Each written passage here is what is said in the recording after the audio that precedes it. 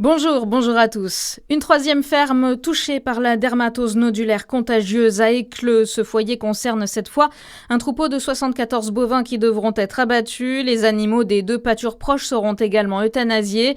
Ils s'ajoutent donc aux deux premiers foyers confirmés dans les deux autres fermes, samedi 11 et lundi 13 octobre. Jérôme Durin, président de la région Bourgogne-Franche-Comté, a annoncé au micro de Charlie Chevasson débloquer une enveloppe de 300 000 € pour soutenir les éleveurs. Oui, on a choisi de mettre des crédits au budget 2026 pour anticiper de mauvaises nouvelles et permettre d'aider les agriculteurs qui se verraient dans l'obligation d'abattre leur cheptel pour reconstituer leur cheptel. Donc ce sera une aide de l'ordre de 300 € par tête si malheureusement l'épizootie devait prospérer. À noter que la ministre de l'Agriculture, Annie Genevard, est attendue à Écleux vendredi matin. Au niveau national, ça devrait passer pour Sébastien Lecornu. L'Assemblée nationale examine ce matin les deux motions de censure déposées par la France Insoumise et le Rassemblement national. Mais sauf énorme surprise, elles ne devraient pas être adoptées. Nestlé veut supprimer 16 000 postes dans le monde. C'est l'annonce du nouveau patron du géant de l'agroalimentaire. Ces suppressions seraient étalées sur 2 ans et concerneraient principalement les cadres, toutes fonctions et zones géographiques confondues.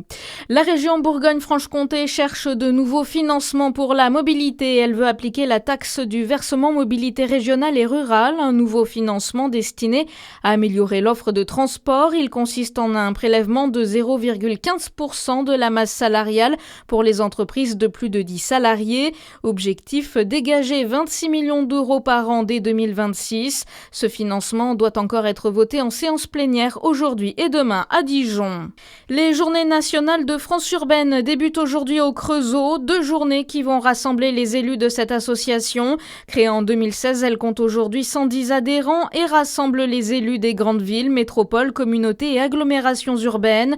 Une première table ronde titrée « Réconcilier urgence budgétaire et vision d'avenir » doit se tenir demain. À Besançon, l'université lance une chaire de mécénat. Réel-I, c'est la première chaire de recherche de l'université Marie et Louis Pasteur dédiée à l'économie et au droit de l'énergie.